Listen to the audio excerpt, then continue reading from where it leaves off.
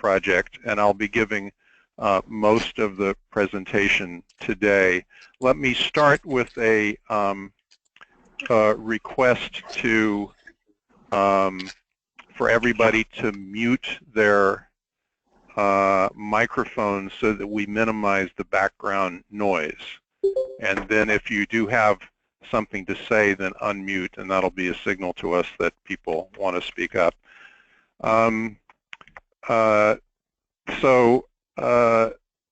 I will be joined today by two colleagues who are going to help in the presentation, Ben Haley and Ryan Jones. Ben, Ryan, and I were all formerly employees of the San Francisco consulting firm Energy and Environmental Economics, or E3, at the time that the work we're presenting today was done. Since that time, I'm on long-term leave from E3 to take my role as director of the Deep Decarbonization Pathways Project. And Ben and Ryan have formed their own company called Evolved Energy Research, and they are taking the lead in the development of the analytical tools that we're using to pursue the kind of research that we'll be discussing today. And indeed, they took the lead on earlier versions of it that produced the results that you see today. And let Ben and Ryan each say a word just so that you'll recognize their voices when they speak up. Ben?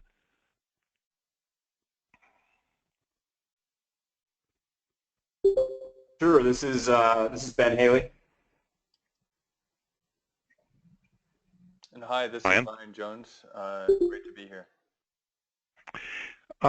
So let me say just a little bit. I think this background was included in the email traffic of the last day, but just to make sure that everybody's aware of it, you all have two options for viewing and for listening.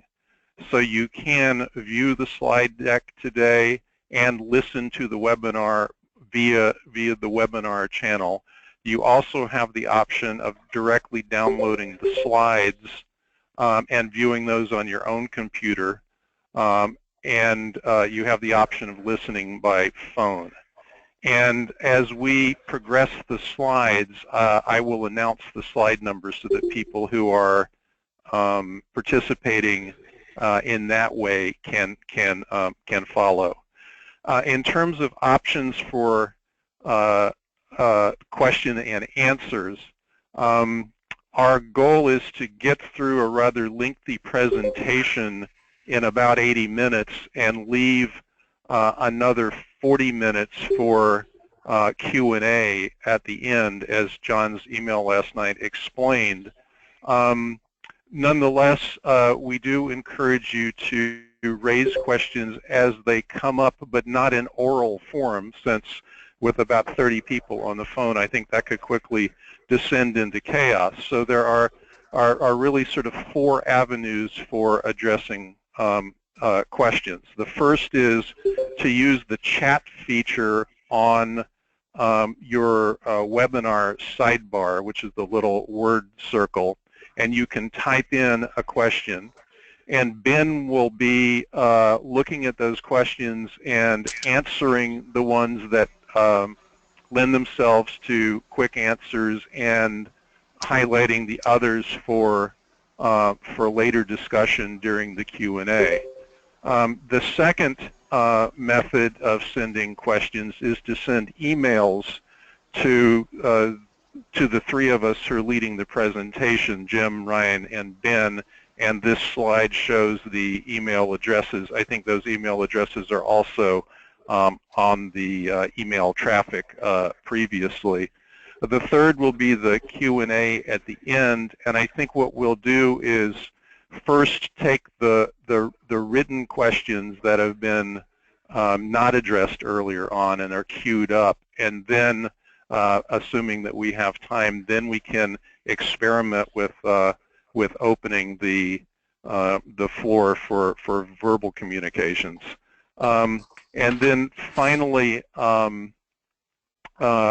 I will try, this will be another bit of an experiment, stopping occasionally to see if there are questions. I'm going to attempt to do that around roughly the end of every other main section of the presentation. That is, when you see a green section heading slide, every other one of those I'm going to attempt to stop for basically a minute to see if there is a sort of urgent question of clarification that needs to be addressed either by a member of the audience or by something highlighted by Ben and Ryan. And I invite Ben and Ryan to, since they're operating remotely from me, to raise such questions at that time in the interstices between sections.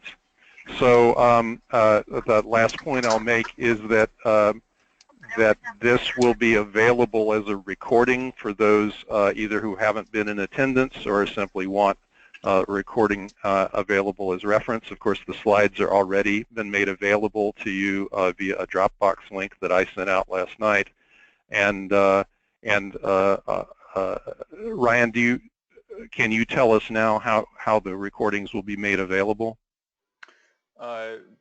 Probably on a Dropbox link also, Jim, will be the easiest way to do that, but we can certainly send info after the call. Great. And then finally, as John's email last night indicated, Q&A with regard to the book as opposed to Q&A with regard to the research and reports we'll refer to today should be sent to Michael and to John.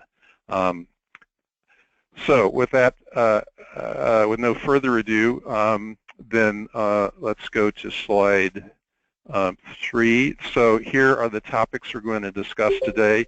I want to provide some context to this work, to discuss briefly why long-term pathways are valuable, the research questions and methods behind our work, what the main findings were at a high level, to discuss the energy system transition, talk about more sectorally detailed results than we have in the main findings, discuss some of the distributional aspects of these findings, and finally to share with you our own take on some of the key policy challenges. And of course, many of you are more expert in these areas than we are, but we will go ahead and share what we think are some of the challenges. All right, next slide, slide 4, slide 5.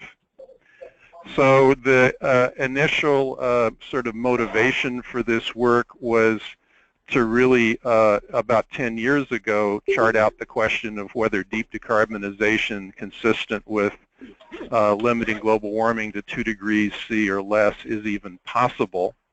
And then to ask the question, if it's possible, what are the alternative pathways that can lead us to that end? And then finally, how do we navigate along the way? In other words, what are the sort of metrics and benchmarks and forks in the road that we might anticipate, and how might we be able to chart a course through the challenges of this transition. Slide 6. So the work had its origins in work that we did at E3 for California.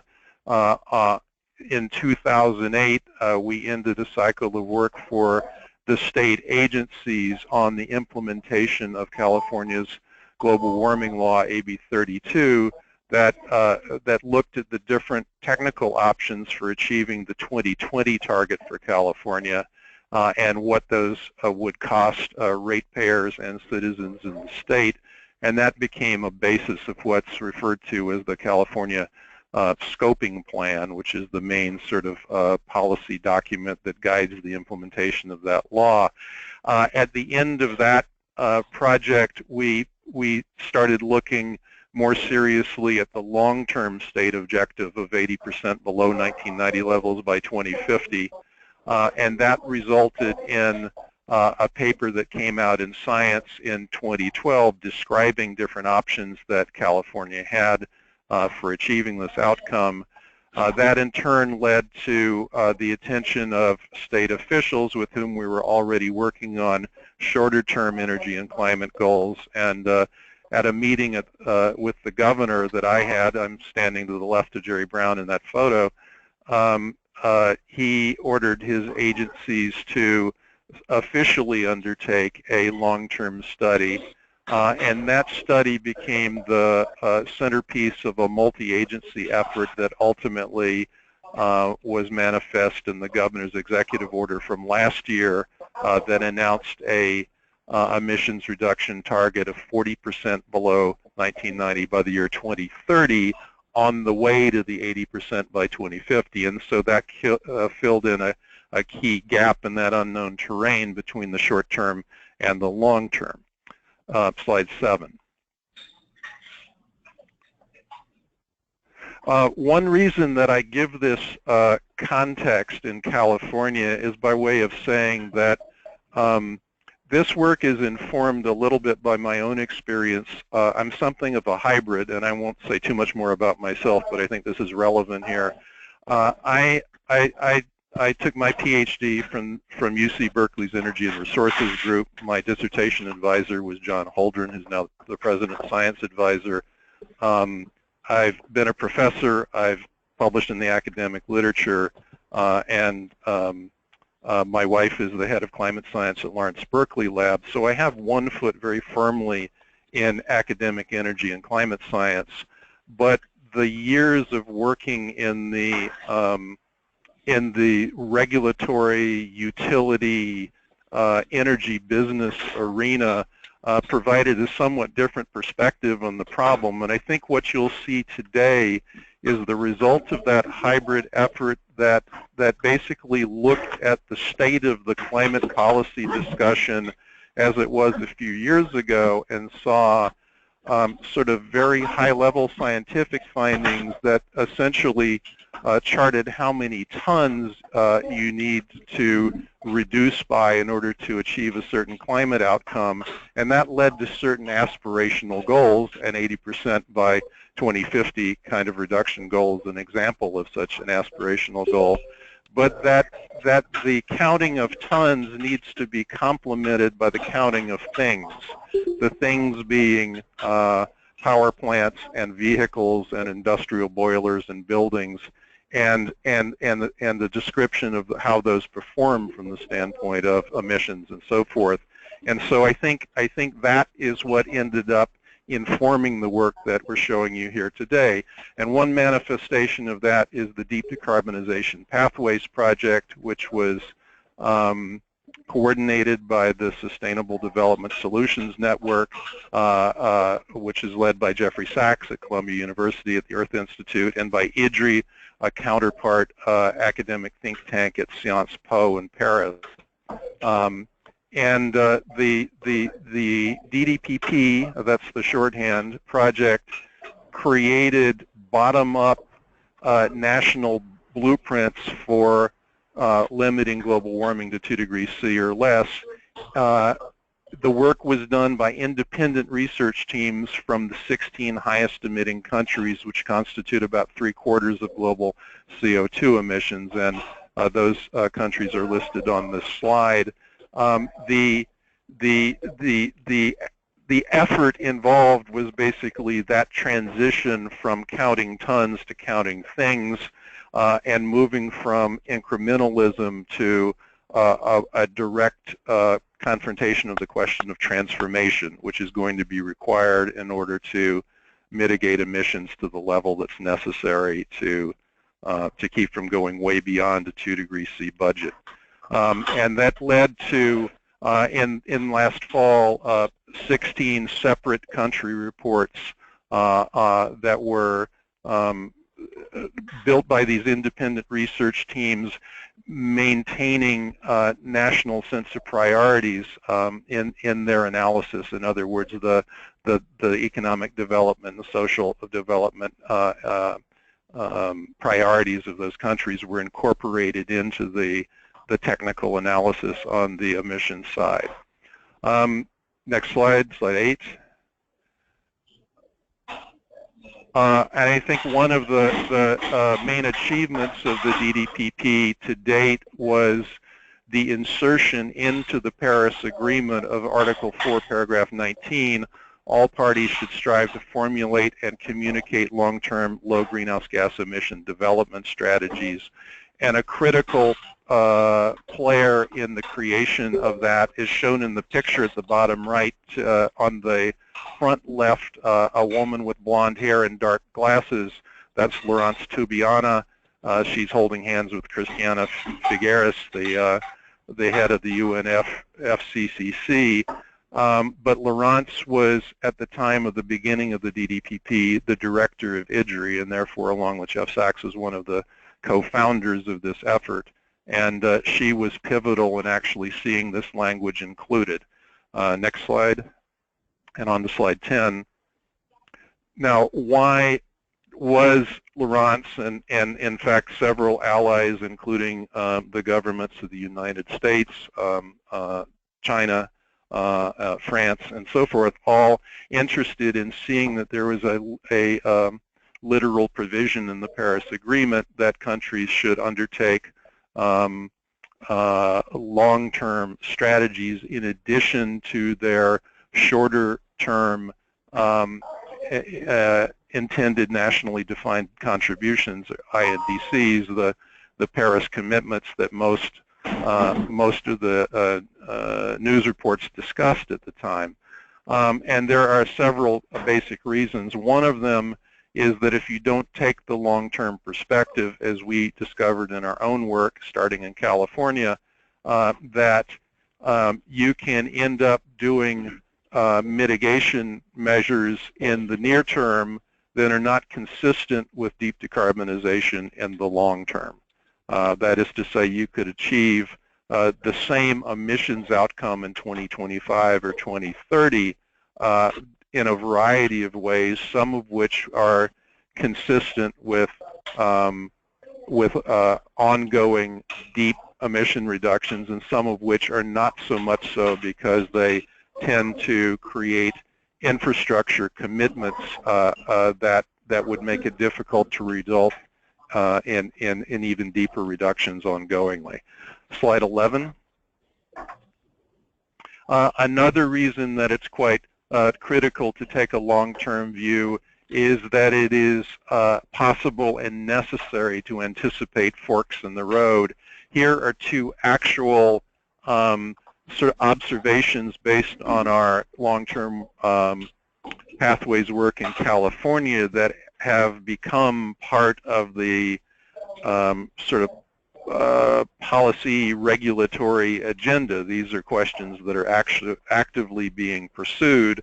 One of them are the implications of low carbon light duty vehicle transportation, whether it goes the battery electric vehicle route or the fuel cell vehicle route. That obviously has implications for what kind of electricity side infrastructure there is. It's a systemic question. Similarly, the lower of the rectangles here shows electrification versus low carbon gas in buildings.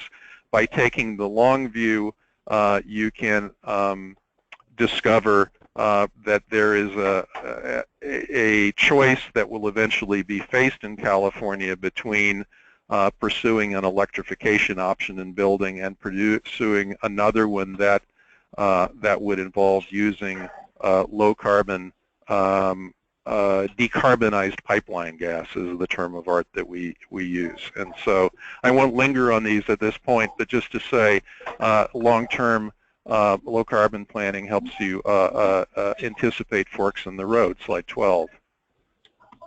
And then finally, this graphic shows an example from the synthesis report all across the 16 participating DDPP countries. On the left-hand column, what you see, I said a minute ago that this is about adding up stuff, essentially. Things like things like electric generators, decarbonized fuels, and alternative vehicles, and those are what the 3 rows in this graphic show. If you add up the stuff that was required by all of the 16 countries, and then apply the price assumptions that they had initially for go-it-alone policies within their own countries, you end up with the cost curves, basically capital investment cost curves that are on the left-hand column. If instead you assume that there is in fact a global market that is created through collaboration and favorable trade policies and so forth, and apply a standard learning curve to the cost reduction associated with technological learning and economies of scale, you end up with the capital cost curves that are in the right-hand column, and it's a rather dramatic reduction. It's on the order of a factor of 2, and this points out the sort of another aspect of the efficacy of long-term low-carbon strategies, that it provides a transparent signal to potential collaborators, cooperators, trade partners, and so forth, that allows the discovery of potential benefits and also potential problem areas. So these are these show a few of the reasons that long-term analysis is valuable. Next slide. Slide 14. So within the umbrella of the Deep Decarbonization Pathways Project, there is, of course, a U.S. team. Ben, Ryan, and I are on that team. And we produced 2 reports. The first was a technical report, and I should say collaborators also included scholars at UC Berkeley, at Lawrence Berkeley National Lab, and at Pacific Northwest National Lab. And the question basically posed by the technical report was, what would it take for the U.S. to achieve an 80% by 2050 goal? And essentially asking, is it technically feasible, what would it cost, and what physical changes are required? The second report published last November, we call the policy report, and it explores the policy implications of the findings in the technical report. Slide 15. And so at a high level, the analysis actually looked at 2 targets. The first one is the 80% by 2050 target referred to earlier.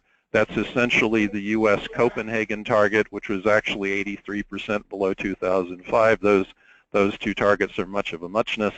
And then there is a separate energy CO2 emissions target of 1.7 tons per person, and that is a DDPP collectively agreed upon long-term aspirational goal, and it's basically achieved by taking the IPCC's emissions budget for a 2/3 probability of staying within 2 degrees C and dividing it by the World Bank's and UN's population projections for mid-century, and you end up with a 1.7 ton per person budget. And so we analyzed both of those. We did it with a hybrid modeling approach. The energy pathways model, which Ben and Ryan were the developers of and are ongoingly the developers of, was focused on energy system emissions. Our colleagues at LBNL and TNNL worked with us using the GCAM integrated assessment model to look at non-energy and non-CO2 emissions. And then subsequently, a third-party analysis was done by ICF using the macroeconomic model RIMI to take our economic results and look at those from a macroeconomic perspective. We're not going to talk about those today, but I can direct people to to the report on the macroeconomic analysis. If you're interested, just contact us by email. Slide 16. There several constraints to the design of our scenarios that Merritt mentioned, and I think one thing I've neglected to say so far is this is not a forecasting exercise. It is not like the Department of Energy's National Energy Modeling System, which is used in the development of the Annual Energy Outlook, which is an attempt to forecast what will happen in the future in terms of U.S. energy consumption and energy mix and so forth. This is a backcast. It's starting from the 80% by 2050 goal and asking the question, what needs to be done in order to get there? And it has these characteristics. It assumes infrastructure inertia, and I'll describe in a second how we enforce that assumption. It requires electric reliability. It provides the same level of energy services, that is everything from driving to clothes washer cycles, as in the EIA's long-term forecast. It employs only technologies that are either commercial or near commercial, and Ben's way of describing that, which in fact appeared in the New York Times a few months ago, is that these are all technologies that I could hand you a hard hat and you could go out and witness in operation in the field somewhere. That there are things that are far beyond the bench stage. And so near commercial, an example of that, for example, is carbon capture and storage, which is in a pilot stage right now. And finally, there are some environmental limits imposed on it in terms of how much biomass is used, how much hydro is developed, and so forth. And then at the bottom, you can see what the assumptions are in terms of GDP growth and U.S. population growth. Both of these are the same ones used in the DOE long-term outlook. Slide 17. So the Pathways model is an energy system model with user-defined scenarios. This is the approach that's needed for backcasting and intentionally exploring different kinds of technology outputs. It doesn't optimize based on assumed relative prices of different things, whether they're oil prices or EVs or solar cells. Instead, it looks at what the cost would be given the cost assumptions, but allows you to construct the scenarios in ways that are informative about infrastructure and technology needs. It has many demand and supply sectors. It's highly granular in that way. The equipment stocks roll over every year according to their economic lifetimes. It is modeled at the level of 9 U.S. Census divisions. Basically, it has the same level of detail as the National Energy Modeling System. But aside from using that DOE forecast for the long-term energy service requirements, what it does quite differently is it allows you to do this backcasting exercise and understand what changes in performance, what changes in rates of technology uptake and so forth, what changes of cost are associated with different low-carbon pathways. And finally, it has an electricity dispatch at the level of the 3 major interconnects in the United States, the East, the West, and Texas. Slide 18. GCAM, as I mentioned, was used to model non-energy and non-CO2 emissions. And the key components of that were biomass production and indirect land use change emissions, non-energy and non-CO2 mitigation, and sensitivity to terrestrial carbon sinks. We'll come back to that a little bit later. Next slide. Now, I promised to experiment with taking 1 minute to see if there were any urgent and brief questions of clarification. So let's see how that goes. Let's give this 1 minute and see if there are any sort of urgent questions so far. And I'll just let people turn on their mics and speak up if if they want to ask a question. And it'll be first come, first serve.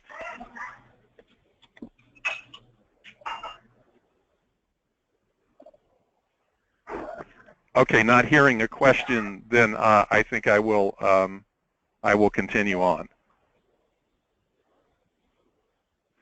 All right, on to slide 20.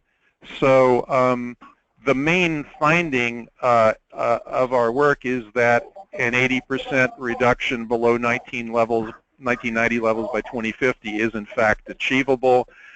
This is a sort of an idealized graphic to give you the idea of what we found. The upper dotted brown line is gross emissions from all sources, energy and otherwise. The purple dotted line at the bottom of this graphic shows the carbon sink with an assumption of being maintained at a certain constant level because it's very difficult to predict what the sink will do, whether it will expand or contract in the future. And then the net emissions line is the net of gross emissions and the sink. And that meets, in all of the different scenarios we looked at, the 80% goal. Slide 21. We found that there were multiple feasible technology pathways to achieve this outcome. We built 4 quite different scenarios that are both consistent with the 80% reduction and the 1.7 ton per person target, which with the U.S. population projection projects to 750 million metric tons in 2050 for energy CO2 emissions. The 4 cases that we built we refer to as the high CCS case, the high nuclear case, the high renewables case, and the mixed case. Those, of course, refer to the main component of the electrical generation mix, but in fact these cases differed in many other ways, as you will see as we go along. They were named according to the generation mix, but in fact they involve many different kinds of technology approaches in vehicles and industry and across the economy, essentially. But anyway, with all of those as with all these different scenarios and options, we were able to find ways that achieved the targets. Slide 22. A second main finding is that deep decarbonization cost is affordable, and of course that is a somewhat subjective question, but it is the fact that we found that the net energy system cost, which is the net cost of supplying and consuming energy services,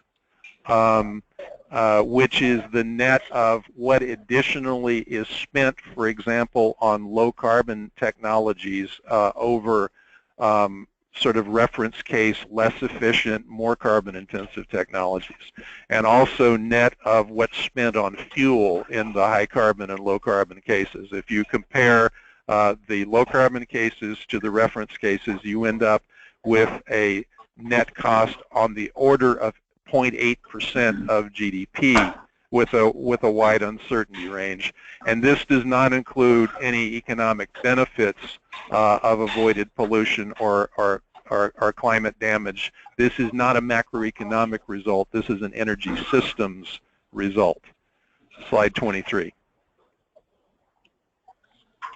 And so one way of summarizing our results at a high level is to do it in 3 statements that to some might sound like paradoxes. With regard to a deeply decarbonized energy system, it's characterized by a big change in the physical energy system and yet little change in the energy services that are required by society and the economy. Second, in a deeply decarbonized energy economy, there's a big change in the the direction of flows within that economy, but relatively little change in consumer cost.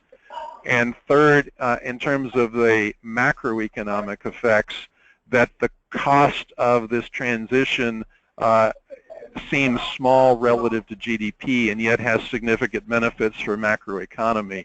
And let me, in the next few slides, illustrate each one of those points. Slide 24 shows this is a so-called Sankey diagram of the current energy system.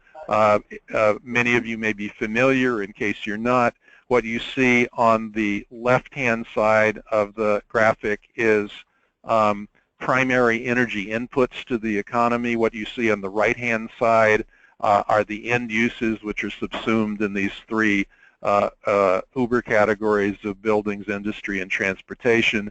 In the middle are transformational processes, for example, petroleum refining, and the size of the arrows is proportional to the flow of energy to the system. And so what you can see here, if you look at the bottom three rows, you see the three main fossil fuels. You see that those arrows are very large.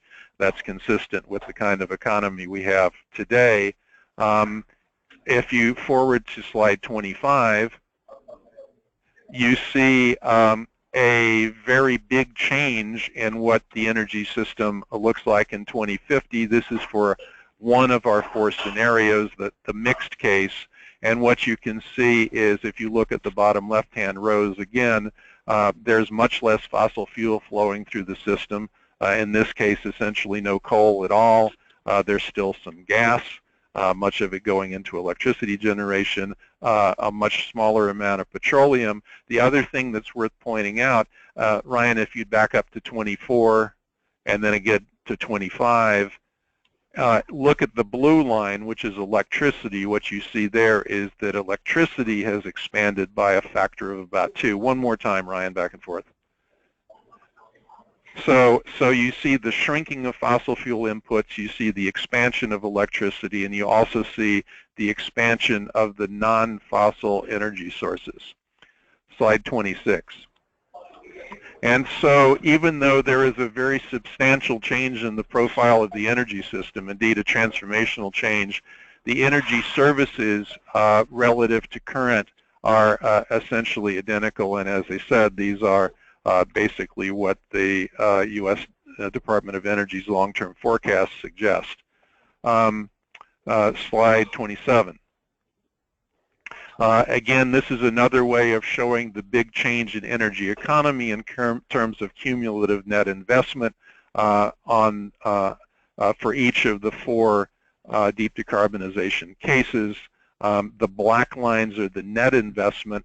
Everything above the zero line is a positive net cost, and below the zero line is negative.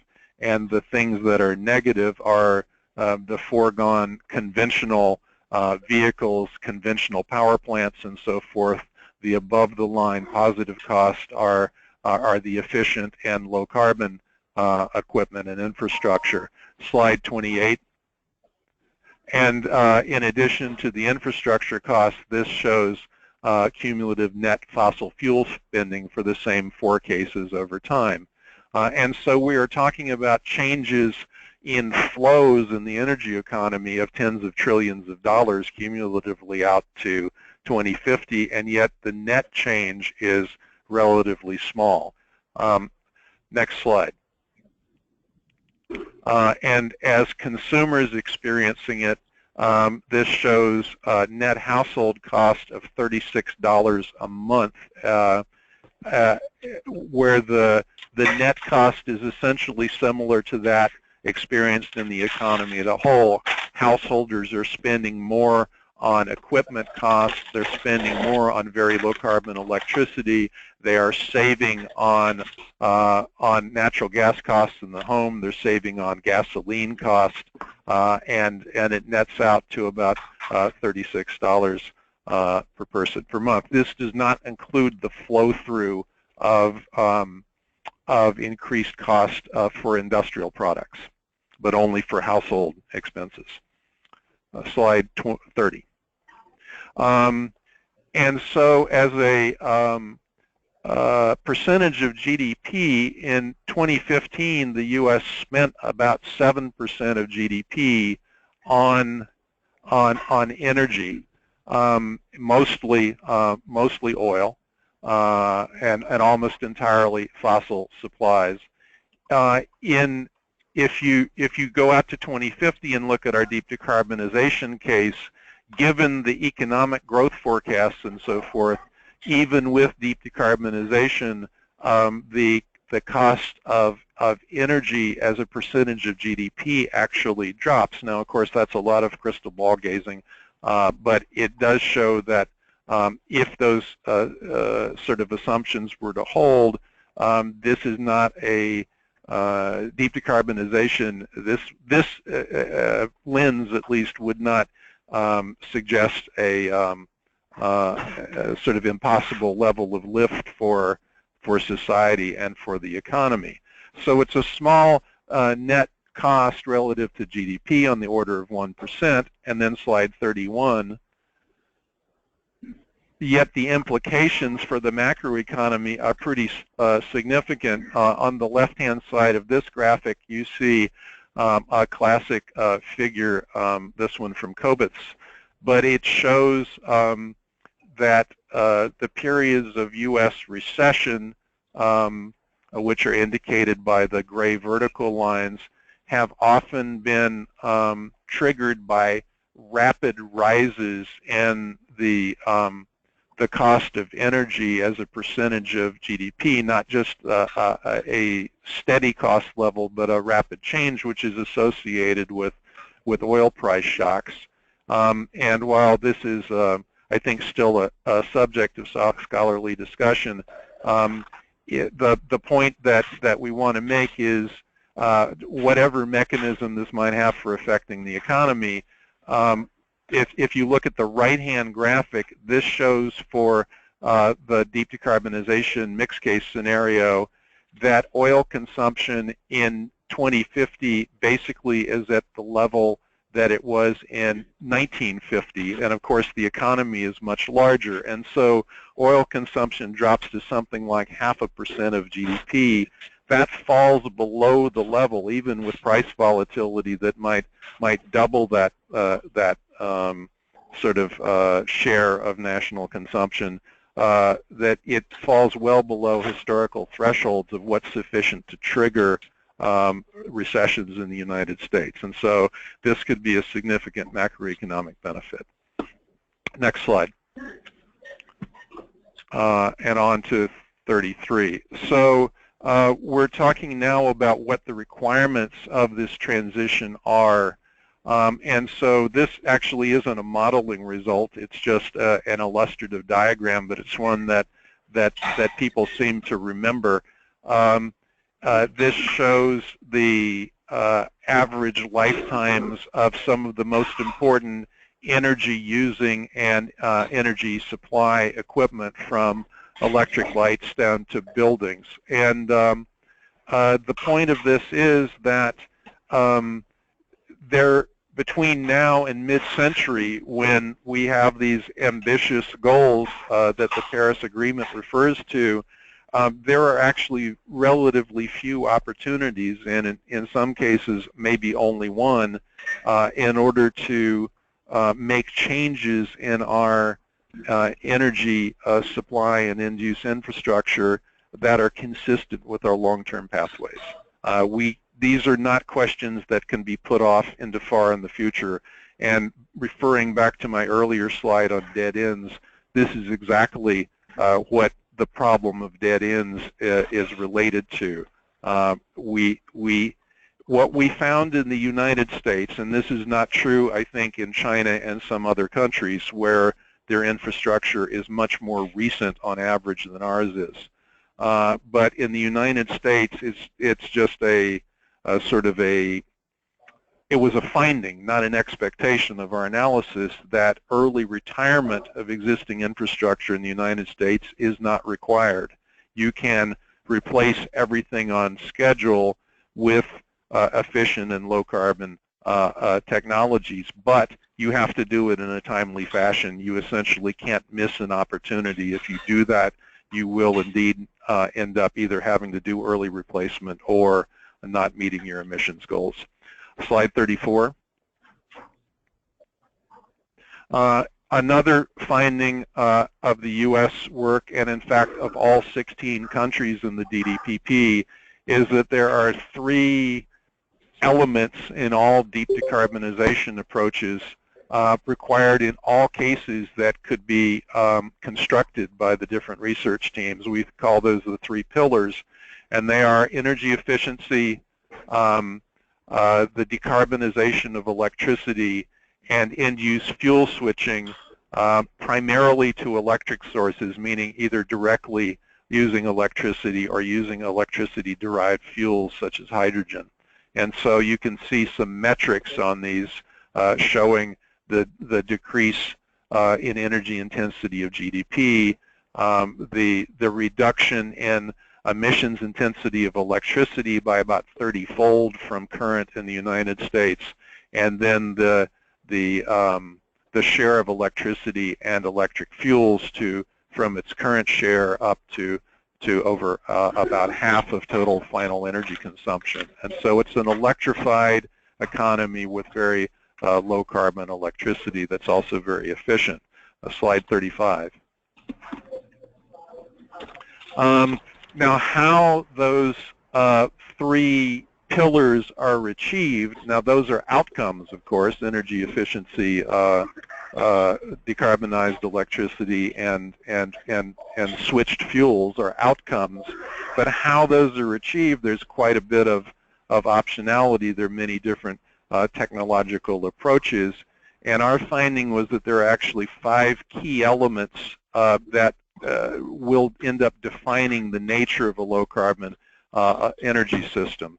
Those are the electricity mix, the magnitude of biomass supply and the way that it is applied, whether carbon capture and storage is available and on what scale, what kind of fuel switching strategies there are, and then finally, given the electricity mix, different electricity balancing strategies, that is, the ways that we ensure that electricity supply and demand are maintained for the reliability of the system. And so in our 4 scenarios, basically what you can see is different sort of implementation of these 5 key elements in ways that make sense internally, that provide some consistency, because not all combinations are mutually consistent from a system standpoint. Let me show what that means. Slide 36. So so actually that's a great idea, Ryan. Why don't you run through these 4 slides quickly and backwards? 36, 37, 38, 39. Go backwards. Yeah, 36. Yeah, good. So what you are seeing in these sort of 9-part figures. Sorry, am I hearing a question?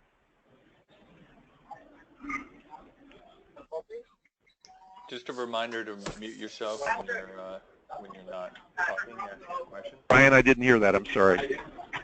That was just a reminder for everybody on the call to mute themselves if they're not asking. Okay, thank you. Thanks. All right.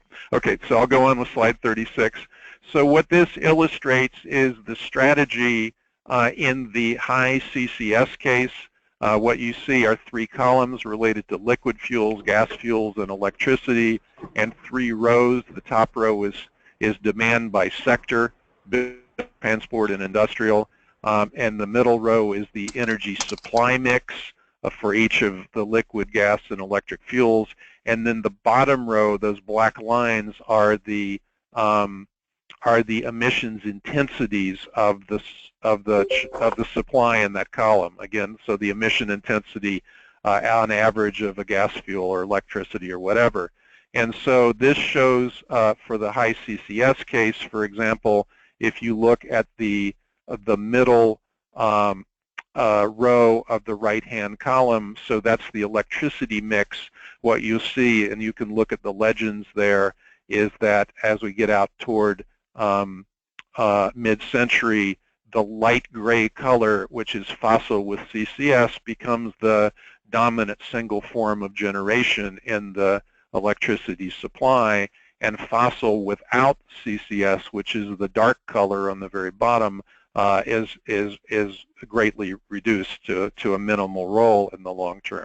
There are also other forms of electricity. There's some renewable and there is some nuclear in the system, but primarily fossil. Another thing that you'll note in the middle row and the middle column, the natural gas pipeline supply mix shows that the supply mix is still predominantly fossil natural gas, with only a little bit of other kinds of gas components, such as the thin green line on biogas. Now, the slide 37 shows a high nuclear case, and what you'll see there on the right column, middle row, is a big, what appears to me to be a pink wedge, which is the nuclear generation, and that becomes the dominant generation form in that particular scenario. And there you, one thing of note here, if you look at the upper right column on the first row, you'll see there's a fairly big bar called intermediate. That is to say that on the demand side of electricity, you have industrial uses, you have transportation uses, you have building uses, and you're also using a lot of electricity to produce an intermediate energy carrier, which is basically hydrogen. And so that blue bar there shows up in the middle row left-hand column in the silver wedge that represents hydrogen used for transportation fuel. So this shows sort of the systemic nature and relationship between supply side, demand side choices according to those 5 elements I mentioned earlier. Next slide, Ryan.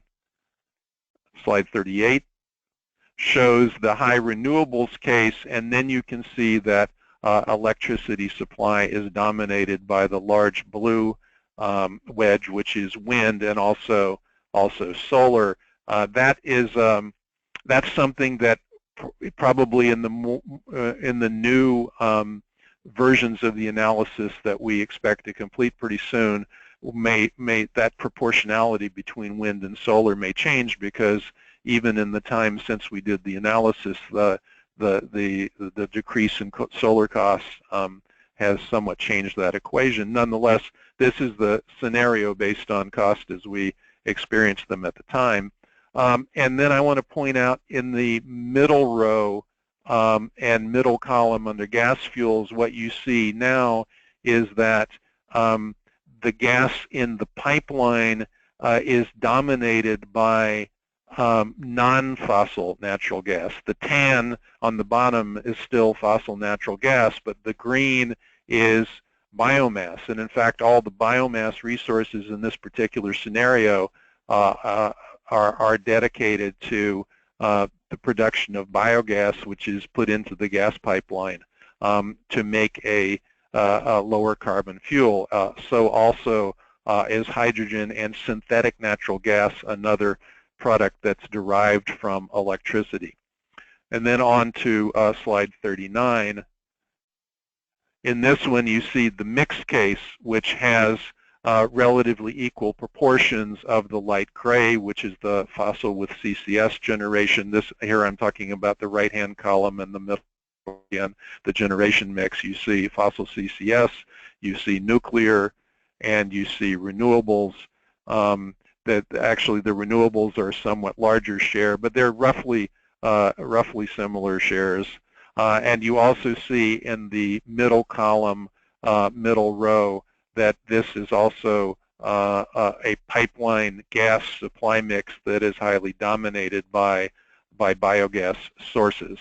And on the we haven't talked much about the first column on liquid fuels. The basic strategy in liquid fuels is that with vehicle, especially light-duty vehicle electrification, the first consequence of that is simply a great decrease in overall energy requirements, even for similar levels of vehicle use, just because of the greater efficiency of the electric drivetrain. But you also see that there are there is some hydrogen use in that middle row of the first column related to light-duty vehicle use, and most of the residual liquid fuels, as we'll see again in a few minutes in more detail, is dedicated to transportation uses that are harder to substitute for as we currently understand the technologies, such as heavy-duty vehicles, freight, and so forth, aviation. Okay, so that shows the four sort of transition graphics. If we wanted to look at that same picture simply as a snapshot in the year 2050, you've already seen the Sankey diagrams. So what we're going to do here is sort of a flipbook style, looking through the four cases in the same order: CCS, nuclear, renewable, and mixed, as the transition diagrams that we just saw. And so, Ryan, if you'd go back and forth a couple of times, this should give folks a sense of the nature of the changes.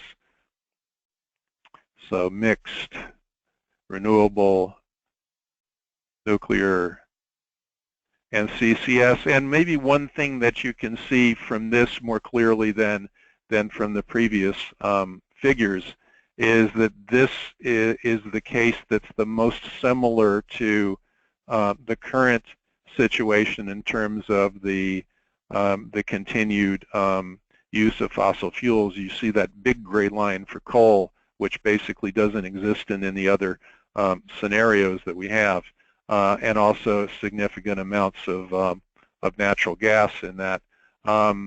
And so this is a scenario that's highly contingent on the successful deployment of CCS technology and its storage capacity and so forth. Even, I will say though that it's not entirely what somebody might consider to be a drop-in case, although that may be how it's discussed in some quarters. There's still a great deal of efficiency, a great deal of use of renewable generation and so forth. Even in the high CCS case, you can't use fossil fuels in all the old applications. There simply isn't enough carbon budget for it. And so some caution is taken in interpreting what a high CCS case would really mean. It's still a very transformed energy economy. Okay, on to the next slide, Brian. So 45. So now we're going to drill down into the sectoral results that that are more sort of granular representations of what you just saw in the last few slides showing the low carbon transition. So slide 46 on electricity generation. So if you were to go back to the right-hand column in the middle row of the mixed case figure, you would see exactly what's represented here. The little colored bars, vertical colored bars, show the distribution on the demand side in 2014, 2030, and 2050, and then the long wedges show the generation mix. And so, as we discussed in the mixed case, there is some fossil CCS generation, the sort of brownish color, some nuclear, the pinkish color, and then some of the blue-gray and gold, which are the wind and solar. And so that's the supply and demand mix. In the mixed case, slide 47, this shows the generation by type across the four cases and in comparison to the reference case. So the keys are shown in the legend at the bottom. the diamonds are the emissions intensity for each of these different types of generation mixes. And what you can see is across all of these generation mixes, there are very, very steep reductions below the intensity for the reference case, which still is largely dominated by fossil fuels. This is the DOE's long-term projection. The other thing that you'll note from this is because across all of these cases, there is simply a lot more generation in the deep decarbonization cases than there is in the reference case, and that's because even with a lot of energy efficiency, you have added electricity demand by electrifying many of the end uses. And without that, you simply can't achieve an 80% overall reduction. And one final point is I made the point that even with CCS, there are many things you have to do that are transformational in nature. You'll notice that the emissions intensity in a high CCS case is still higher than that in the other cases. That means your electricity carries a little more embedded carbon, and it means that you have to do other things elsewhere in the economy to compensate for it. Slide 48. And this shows the same 2050 slice in terms of generating capacity. Now, the highest generating capacity is, of course, the renewables case, since intermittent renewables have lower capacity factors than do the types of generation that currently operate at base load.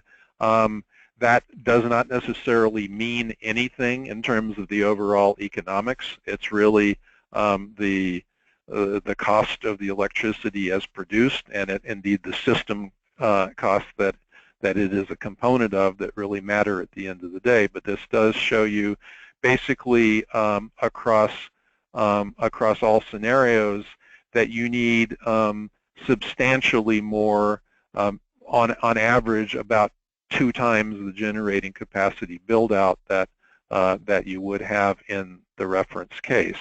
And again, as a general rule of thumb, the generation level compared to today is on the order of 2x from what it is today. Slide 49. And then here are another sort of set of flip charts, if you will. We won't dwell on these, but let me point what they are, and then Ryan can sort of go through the 4 again.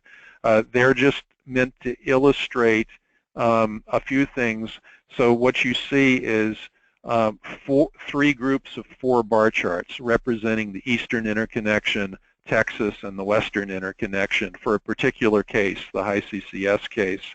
And you're getting a decadal look at the percentage of generation by fuel type in each one of these kinds. And so if you look at the very first one on the left-hand side in the 2010s in the eastern interconnection, you see from top to bottom dark blue, which is onshore wind, and light blue, which is hydro, and orange, which is nuclear, and then brown, which is conventional gas, and sort of dark gray, which is conventional coal. And so you can see, as in this high CCS case, you're going to have a transition toward basically a tan color, which is fossil generation with CCS, along with increasing shares of some other things. And it looks different in the different interconnections, and that's for a very good reason, which is there are very different resource bases, transmission requirements, and costs that are associated with location. And so it's not one size fits all. There are definitely sort of local considerations on what that case would be. If you go to the next slide, slide 50, you'll see that the thing that's growing rapidly over time is the orange bar as you go through the decades in each case, but it grows a lot less rapidly in the West than it does in the east. That's sort of indicated by the fact that the existing construction and applications for permits for nuclear plants are predominantly located in the east, indeed in largely in the southeast, some in the Midwest. But this again shows sort of the regional preferences that are embedded in an overall nuclear development case. And again, slide 51 shows the sort of similar differences, but the same overall trend, and the increase in the royal blue and the gold-colored bars, which are the wind and solar. There's also the gray-blue offshore wind in the case of the eastern U.S., not really something that would be viable in Texas, or not needed in the western U.S., where there's still very great onshore wind resources. And then finally, the mixed case in slide 52, where you see all of the low-carbon sources growing, although not the same in all the interconnections. So Ryan, again, if you would just walk us back and forth one time, so we get the eye candy of seeing how these different generation mixes change over time. And I think this, among other things, should convey the challenge of a sustained transition that's required in order to achieve the infrastructure transformation consistent with 2 degrees or less. On the balancing side of things, slide 54, this shows a for the Western interconnection in a week in March in the year 2050. The upper strip shows hourly generation mix, and this is a high renewable case, and so you see those sort of bright yellow solar peaks, and then you see the gray wind, and then there are other components. And what you see on the bottom strip is the counterpart on the demand side. And the point that we want to make here is, if you look at the sort of the fingernails that are sticking up, which are sort of the daily peaks in demand, that what we have in these sort of aqua or light blue colors on this lower strip, a lot of that consists of flexible demand. That is to say, if you look on the upper strip, you'll see sort of above the fingernail some light red or red-brown color. That's curtailment of excess generation at those times, in those hours. If you didn't have flexible sources of electricity demand that were soaking up that generation, you'd basically be building a system that would overgenerate excessively and be extremely costly. So down on the bottom strip, with those sort of light blue, dark blue, etc. thumbnails, you see things like hydrogen electrolysis, synthetic natural gas production, electric vehicle charging, flexible industrial loads, and so forth, that are being operated in a way that's consistent with the generation side of the picture. Slide 55.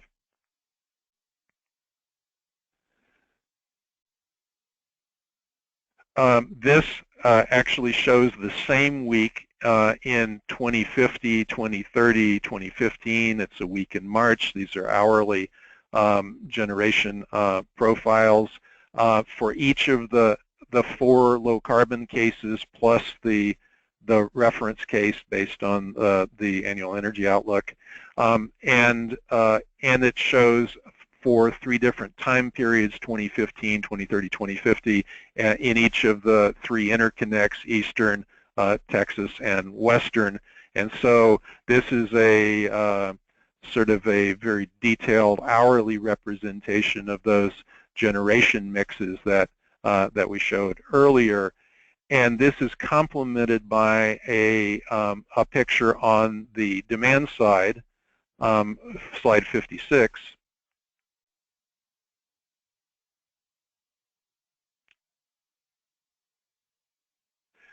which shows, again, if you look at the bluish colors over the gray, you might consider to be the inflexible demand, or the native demand as we experiencing it now, and then the other colored stuff is all flexible demand that has been added to the system to soak up excess generation, to balance the system reliably, and also to provide benefits on the overall system cost. When you need a low carbon fuel, such as hydrogen for other applications, and you have generation sources that are essentially very low or zero marginal cost in terms of their operating costs, then you have a potential very important marriage that can greatly reduce the overall system cost of a decarbonized electricity supply and demand system. Next slide.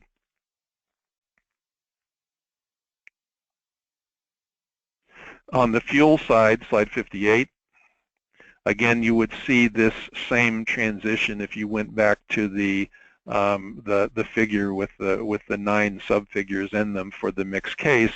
But what you see is the natural gas pipeline is carrying energy that over time has a greatly reduced share of fossil natural gas, a greatly increased share of biomass-related fuel. Slide 59.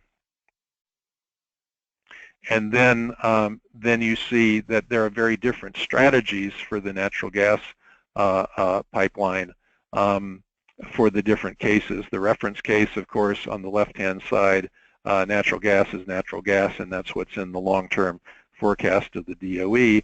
But the other scenarios all have some proportion of either biogas or hydrogen, or the red is power to gas. That's also known as synthetic natural gas.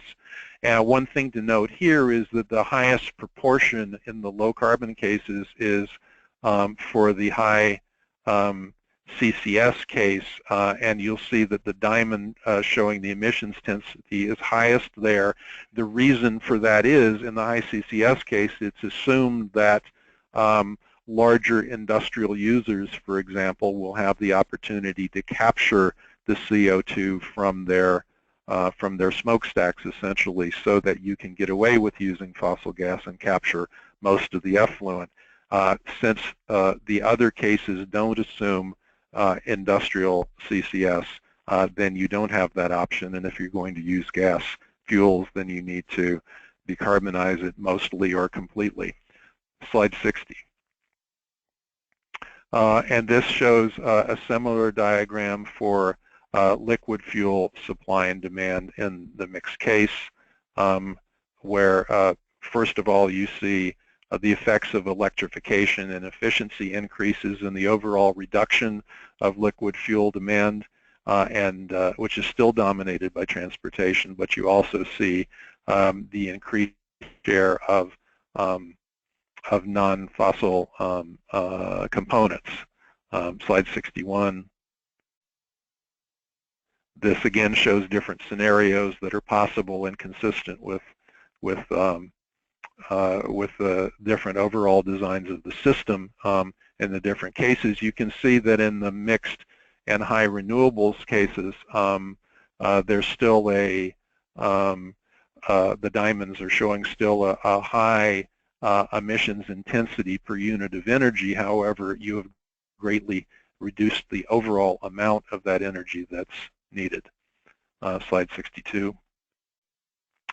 On the demand side, we'll start with transportation, and so this shows a transition in light-duty vehicle stock. In the mixed case, the sort of the brownish gold is conventional internal combustion engines and light-duty vehicles, and then the red is diesels, and then what you see is a transition in the stock that really begins to take hold in about 10 to 15 years, and by 2040, the stock being dominated by battery vehicles, fuel cell vehicles, and hybrids.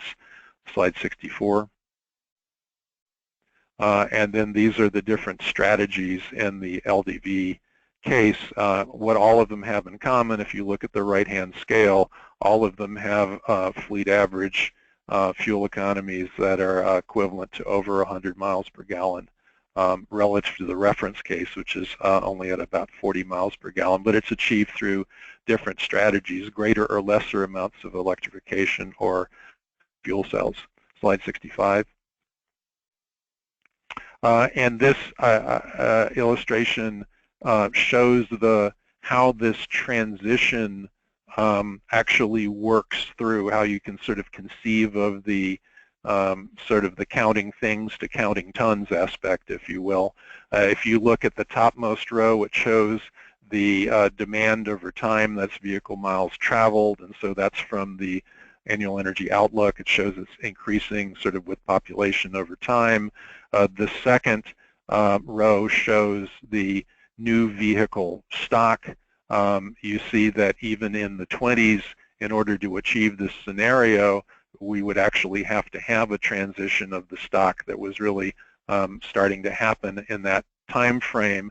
And that's because in the third row, there's going to be a time lag of about a decade between when consumers start to buy these and replace existing ICE vehicles and the time that it actually appears in the stock. There's always going to be such a time lag. And then in the fourth row, you see the fuel that's basically being used to provide the energy service, which is the vehicle miles traveled, and that's going to essentially parallel what you see in the vehicle stock transition by 2040. In this scenario, most light-duty vehicle miles are being driven on hydrogen or on electricity. Then the next row shows the energy use, and so you can see by mid-century, they're sort of roughly evenly divided the energy use between hydrogen, electricity, and the residual gasoline, but the overall amount of energy use is much lower because the efficiency of the vehicles is much higher, again, largely due to having electric drivetrains. And then finally, you get to the emissions themselves, and so the residual emissions by mid-century are from the residual fossil fuel use. Almost entirely, the electricity is so low carbon that it is reduced to really a de minimis share at that period of time. And so this is illustrative of the transition from a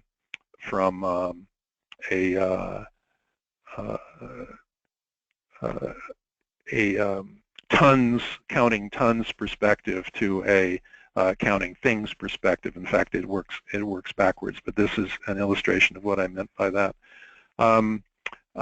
Next slide, and this shows a similar transition for HDVs. Now, I'm cognizant that we have just reached the 80-minute point in the presentation, and that was when I promised to take Q&A. And so let's stop here for a period of time, and depending on how the Q&A goes, if there is some time and people want to remain on the line, then I will show some of the remaining slides. Of course, these slides are available to everyone. And I may also triage and just point out a few of those slides, but let's see where we go. So let's open it up now for a little while for questions, and let's see what's on the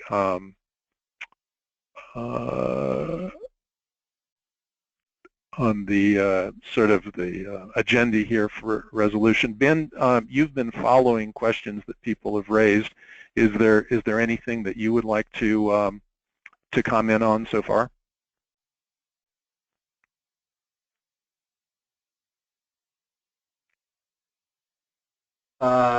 Yeah, there have been a couple of questions about the role of energy efficiency in the analysis. So probably either you should speak to that or I should speak to that.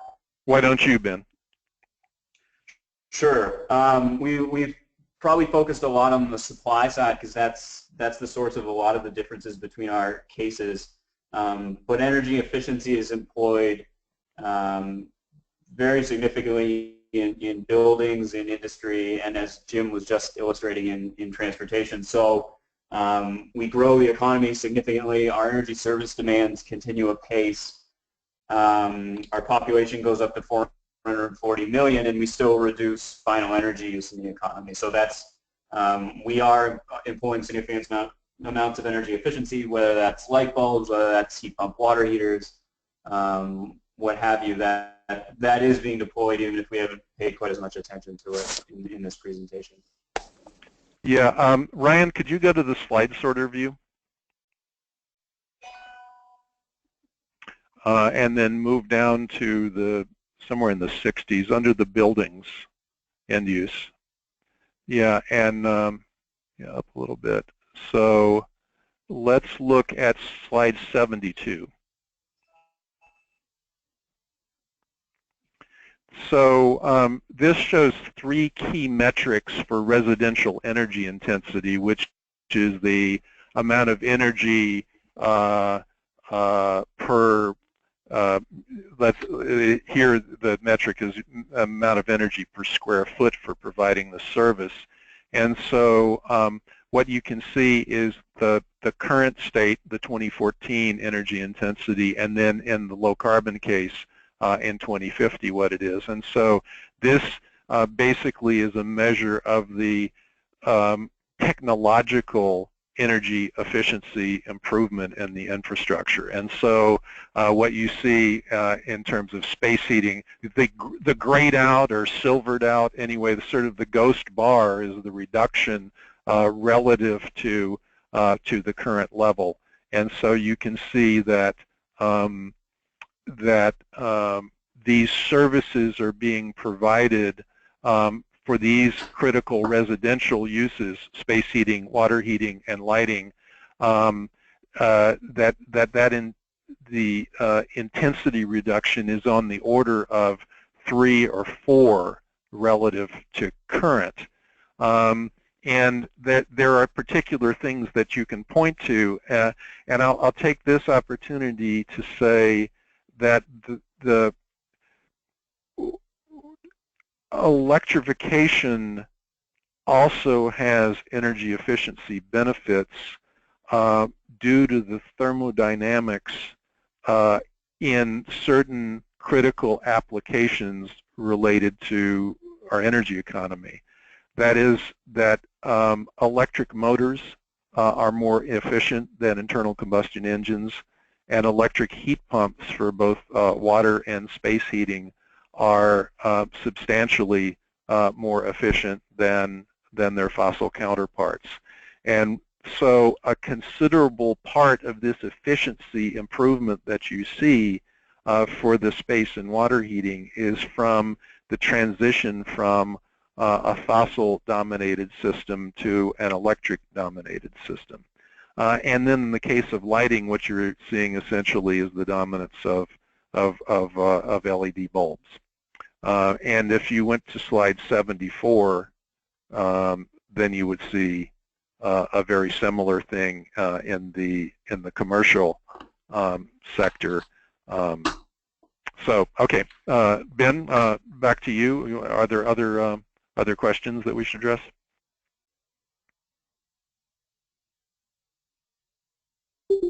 Sure. I was feverishly typing a response, but maybe it would be quicker to just speak to it. Wendy asked about the sort of how realistic is the high CCS case given the high cost of capture and sequestration and the current plan of many coal plants to close. I think despite our cases sort of being presented on an equal basis, I think we might handicap the likelihood of any single one as quite different than equal.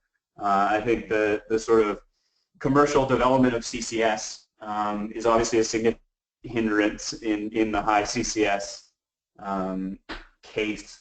And again, as things are actually changing quite rapidly in the field of 2050 analysis, and in the last couple of years, sort of the bankruptcy of the coal industry and the price of natural gas has really made sort of the maintenance of that coal fleet by any means potentially not as attractive, in addition to air pollution regulations. So it's possible that sort of market forces, even near-term market forces that we're seeing now, mean that focusing the priority on carbon capture and sequestration to maintain that coal fleet doesn't make sense. And as we're developing new cases, we're actually rethinking that, whether really keeping that much coal on should be a priority sort of economically in those cases. But there are a lot of coal fleets that have significant amounts of useful economic life left, and so it's possible that those are targets for CCS. Right, and I would just add that, again, the premise of this is a what-if exercise. What would it take to go a certain direction toward the deep decarbonization objective? And we're not really handicapping one over the other. We're trying to show what the implications are. So that Ben's comment, which represents my position as well, is sort of with our prognosticator hat on, but that isn't really the focus of the research. Alex's question: have you taken into account electric transmission grid expansion needs with the different cases? Also, when considering a high renewable scenario, are you focusing on utility scale renewables, distributed renewables, or both, and transmission needs associated with each option? Ryan, would you like to address this one?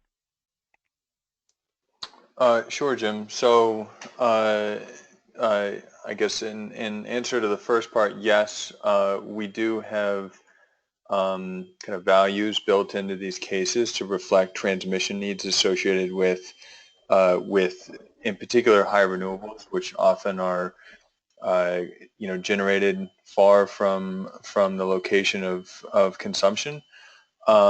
So that is something that's reflected in the grand scheme of things of kind of costs. Looking at infrastructure out to 2050, that tends to be a relatively minor piece of it, just kind of a note, but we do have it in the model. As far as the question about transmission level versus distribution, most of our cases right now are a mix of transmission and distribution, and we haven't drawn as stark a distinction between the two in the way that they operate, or the different implications for the system as some other research might highlight. Most of our modeling is from the bulk power system level, and from that perspective, a distribution-connected solar farm or a transmission-connected solar farm, you see different transmission losses going to the bulk power system, but the fundamental balancing challenge is somewhat similar, regardless of location. So this is something in our new model that we are actually hoping to explore more, because we were able to get more resolution on the distribution grids. So I think in probably 4 or 5 months' time, we might have more to say on that particular question. Yeah, I can speak to that a little bit as well. We have a mix of bulk connected renewables and distribution connected renewables. Our distribution connected renewables do reduce the need for distribution infrastructure and transmission infrastructure. Where the rubber meets the road, really, in a lot of our cases, however, is the balancing question. And the way we are imagining a lot of our balancing solutions, they are large scale, for example, large scale grid electrolysis, and we're imagining that on the bulk system. So there is some value in sort of keeping those at the same level. I don't know that we would sort of conclusively say that tilts the balance towards bulk renewables, but there is some logic behind that the balancing challenge eventually becomes so significant that solving it, really you want to be utilizing the whole grid and the diversity of the whole grid, which means a lot of flow sort of between regions and even flow distribution to transmission. But yeah, and let me add to that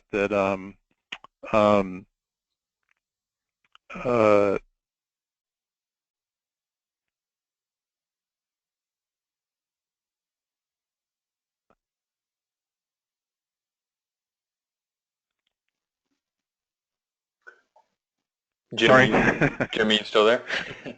Yeah, had a little glitch here. Let's move on to the next question. So Nathan asked, have you looked at the implications for particulate matter air pollution in your various pathways? Well, Ben, why don't you go ahead and take that one on? sure.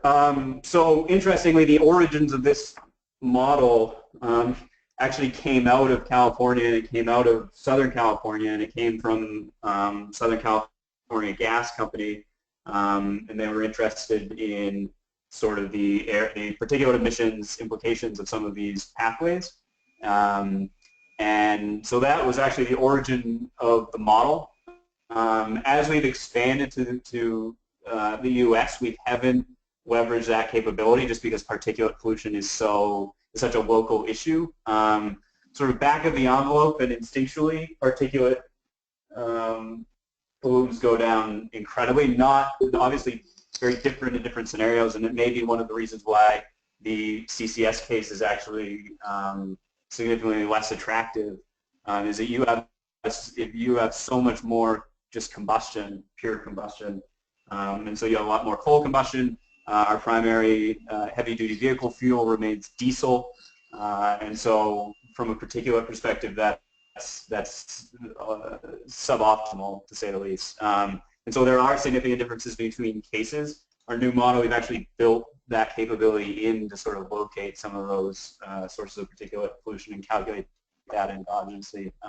But this particular analysis was not focused on it. But I think you definitely hit on a point that it's not just CO2 in terms of the sort of outcomes of these energy systems that as we develop them.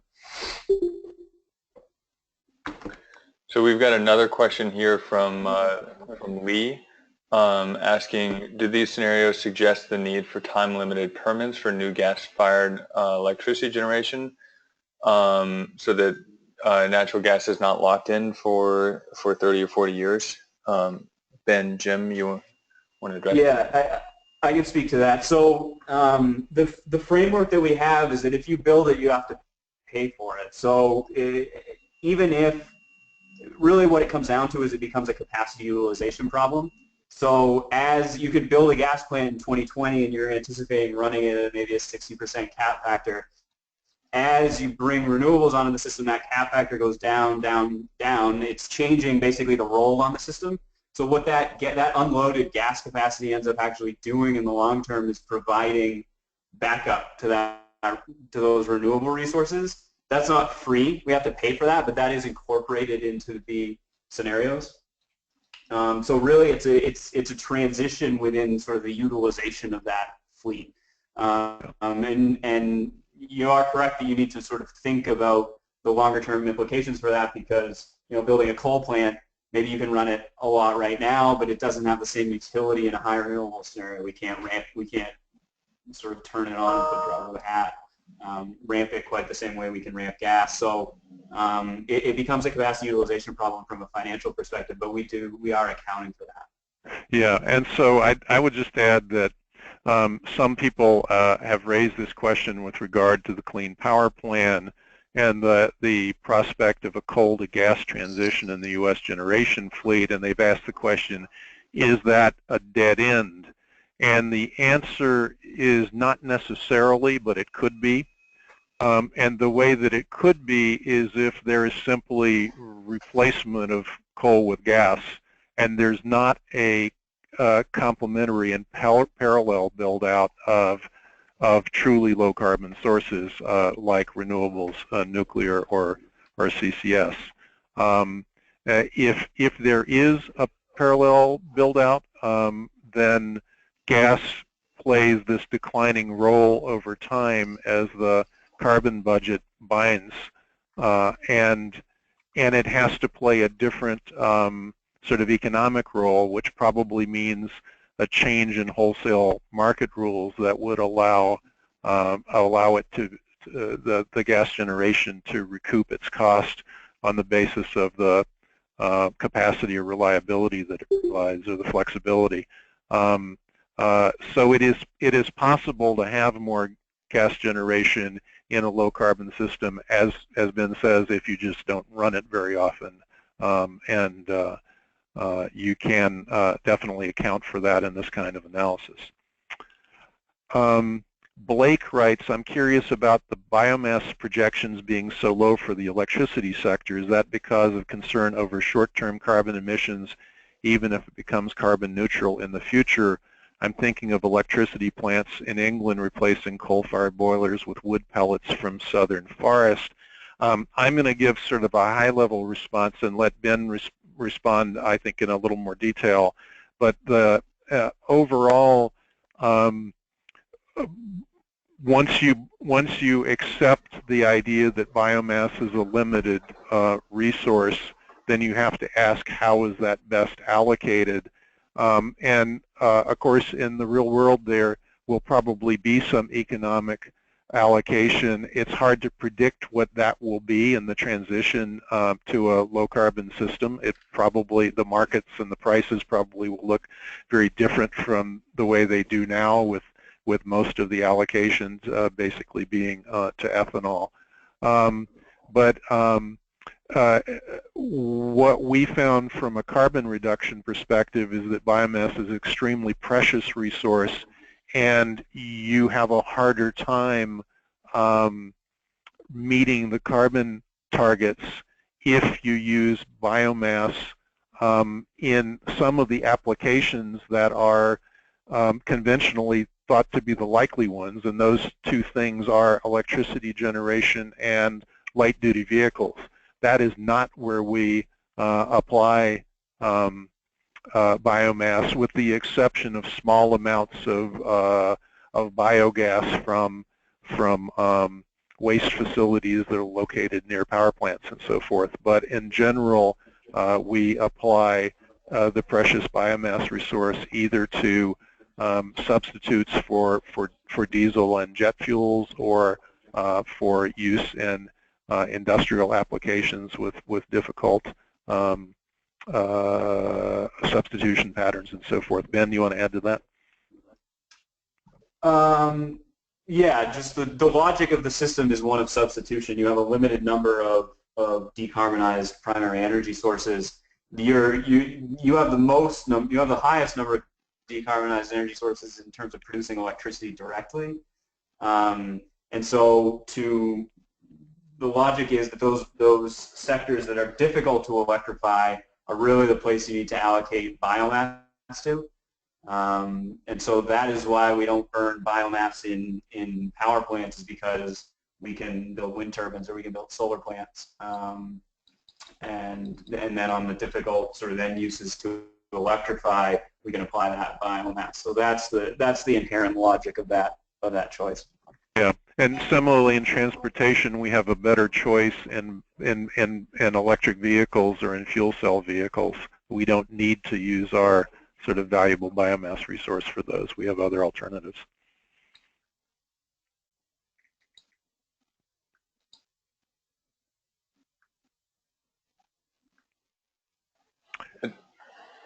Additional questions?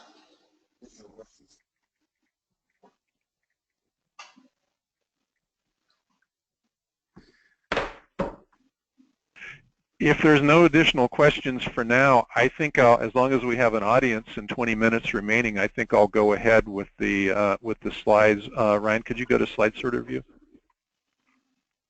Yeah, and let's.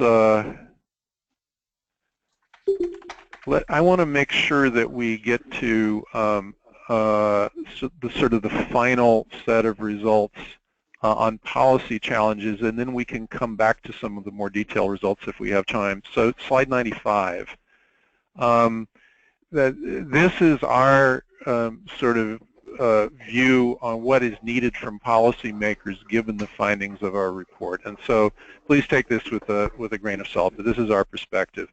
The first thing that we would say is it's really critical to identify what policy needs to accomplish before putting forward a policy a priori. We see this over and over again. We operate in the sort of sausage factory of actual sort of policy and decision making, and we see many people coming forward with policy suggestions and policy mechanisms before they really know what it needs to achieve. I think we need, as a sort of policy culture, to do a better job of anticipating future choices. We don't have a crystal ball, and this isn't prescriptive, and it isn't a forecast, but it is definitely a charting of the envelope of possibilities. You can say where you need to get to in terms of, say, the energy emissions intensity of electricity or of pipeline gas or whatever by a certain point in time. How you achieve it, there's a great deal of optionality still. The market will decide, policies will decide, but we can anticipate choices and forks in the road. And we will need to both have a plan and have a business model. The level of coordination that is required to achieve this system-level transformation cannot be accomplished independently by only government action or by only the sort of the action of the markets, but in fact both. And for the market to act, there needs to be a business model that will work for the different participants. So slide 96. These are some examples of what we consider to be the greatest overall policy challenges, and these are not necessarily connected to specific short-term choices and policies at the federal level, at the state level, at any level, but rather this is what the requirements of the transition are. So how do you create a suitable environment for large-scale sustained investment on the order of several tens of trillions of dollars over the next 35 years or so? Slide 97. And very closely related to the idea of sort of lengthy lifetimes of the most important kinds of equipment in the energy system. How do you incorporate future carbon consequences in current purchasing decisions? I said earlier that you don't have to do early retirement in the United States, but you do have to do timely replacement. This is essentially the reframing of that. If you don't take the consequences of investing in a long-lived piece of infrastructure into account, then you'll get it wrong. You'll either have to retire it early or you won't make your emissions goals. Slide 98. We looked at this earlier in terms of the light-duty vehicle transition. The lower chart shows the vehicle stocks, and you see again the dominance of the alternative vehicles considerably far out, 25 years from now approximately, when they really start to dominate in the system, 20 or 25.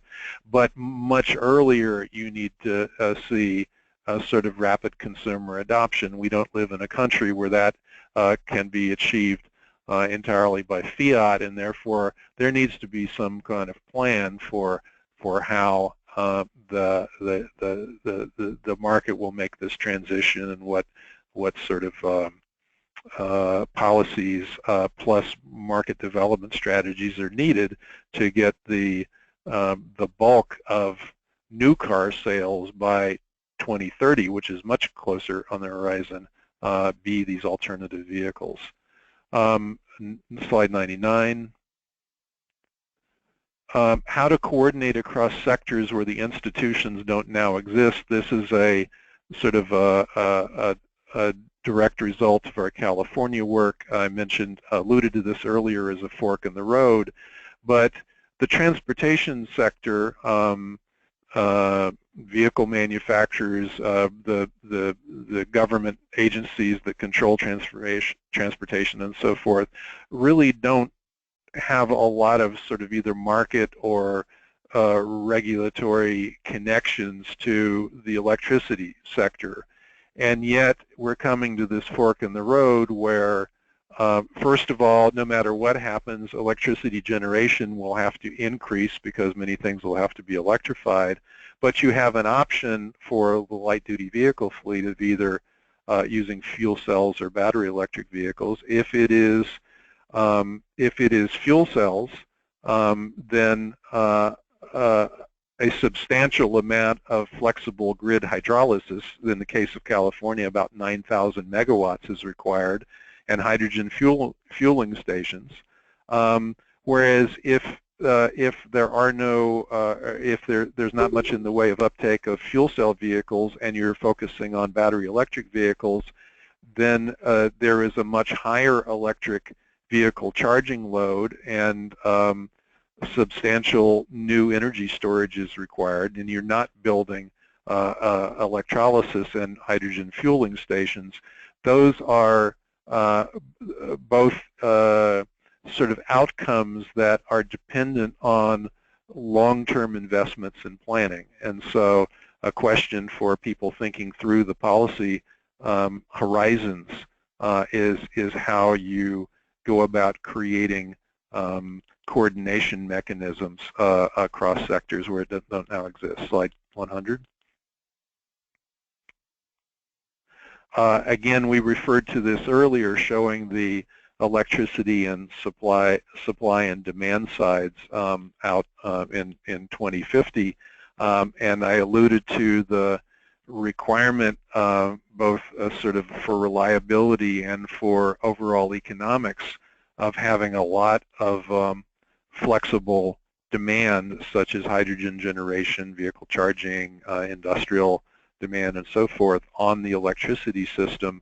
That means, again, these are long-term investments that need to be coordinated. If you build out all the solar that you see in these yellow sort of fingernails that are sticking out of these hourly generation charts on the top side, if the flexible generation on the bottom strip is not there, then you're not going to have that outcome. And so, again, these are areas that are not typically coordinated in terms of regulation or investment. Slide 101. Some people talk about the obsolescence of utilities, but what we show across our cases is there's actually a higher percentage of final energy delivered through networked suppliers, by which I mean the natural gas pipeline and the electricity grid, in the low carbon cases than there is at present. And so what is a sustainable business model for those network suppliers? Slide 102. All of our scenarios show a vast decrease in fossil fuel consumption, and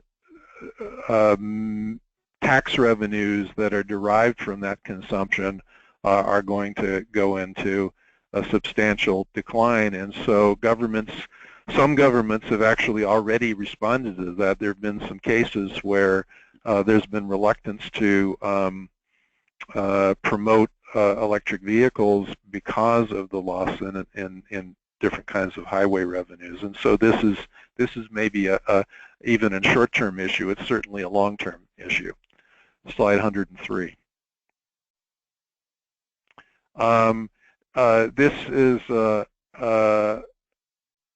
somewhat related to the how to coordinate across sectors that don't really talk to each other, but in not choosing winners, there's an assumption that market competition is a good thing, and that we need to have sorts of competition among technologies and different solutions. That's certainly true, but we don't always know what is going to be competing, and some of our current assumptions about what those aren't necessarily the case if you take the long-term transition and into perspective. And so one sort of very unintuitive outcome of that in our California work was that depending on how you use biomass, you could have a big impact on strategies in building. Again, two sectors that have almost nothing to do with each other currently.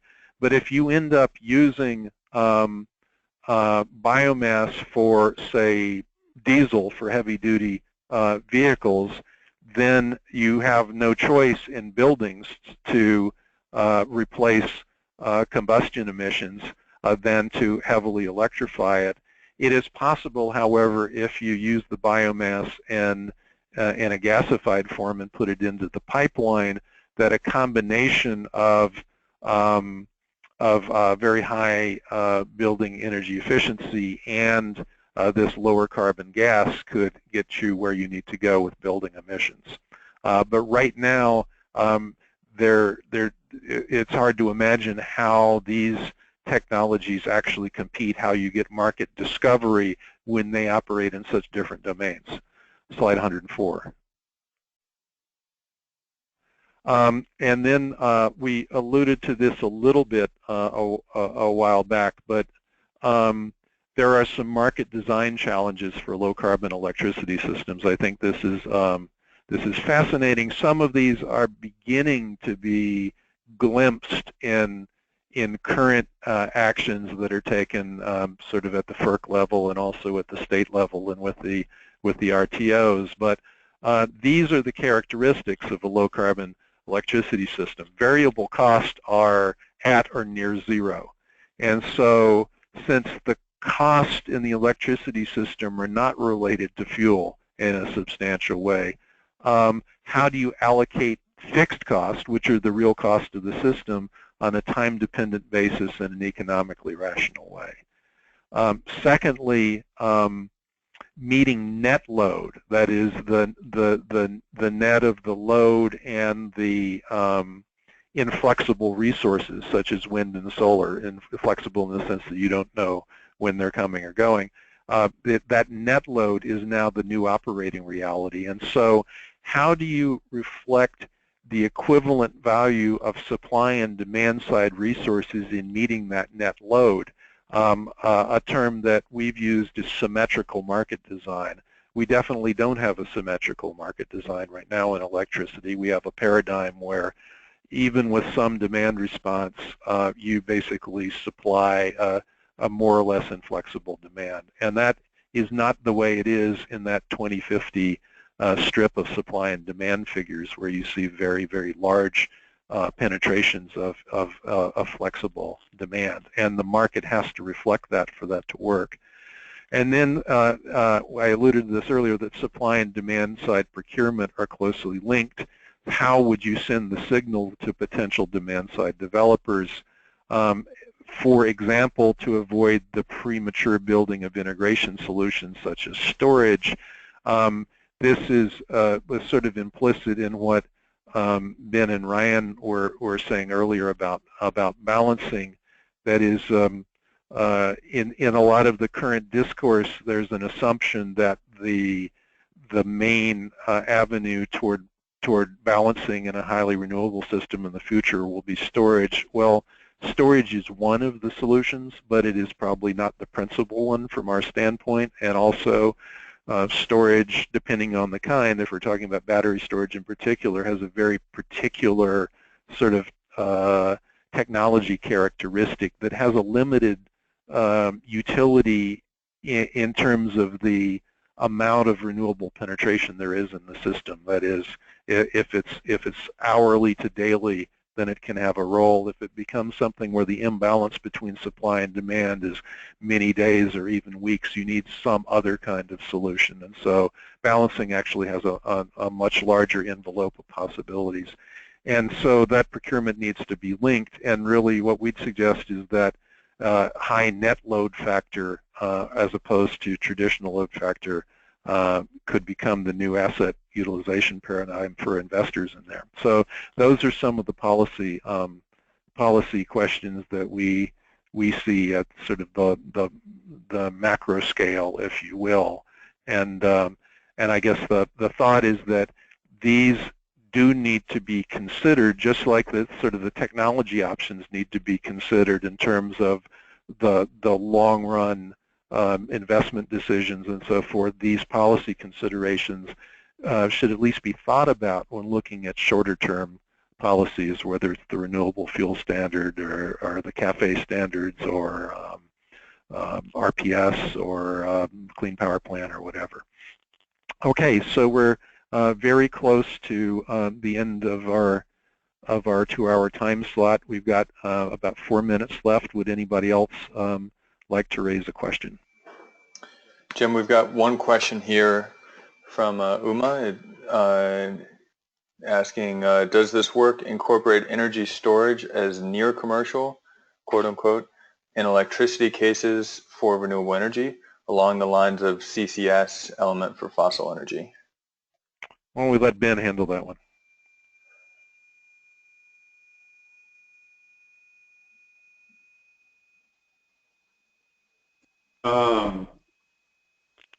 So this particular work did not incorporate large-scale deployment of batteries on the electricity grid. That was a function of really being limited by public sources in terms of cost projections. We sort of think they're going to be lower, and even in the last year, there's been momentum indicating that they are lower. So that's kind of one of those things that has evolved over the last year in terms of our thinking. But Jim is right that we don't think that the balancing sort of problem has a silver bullet, and we certainly don't think that silver bullet is batteries. We certainly don't think it's anything. We don't think there's a silver bullet, but we, in this particular case, because of our cost projections, didn't employ them because it raised the cost to use them. So.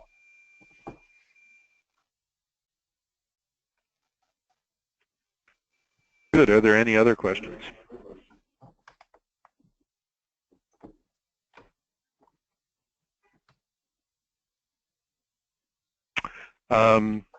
So I didn't go through a number of the slides, and so we welcome people to go through those and send us questions, either on the slides we did cover in the presentation or the ones that we didn't. And the things that are behind the final slide in the presentation, the backup slides are also fair game.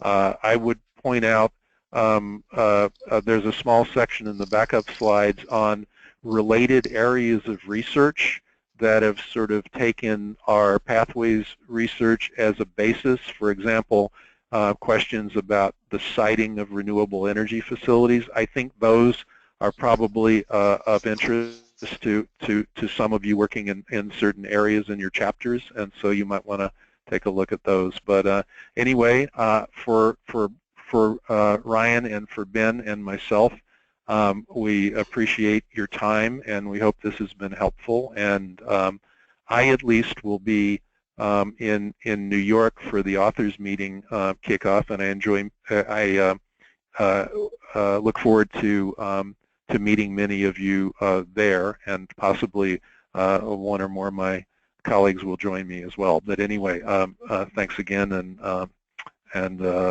look forward to a long collaboration and a successful outcome to this project. And many thanks to Michael and to John for bringing me in and for allowing us to give this presentation.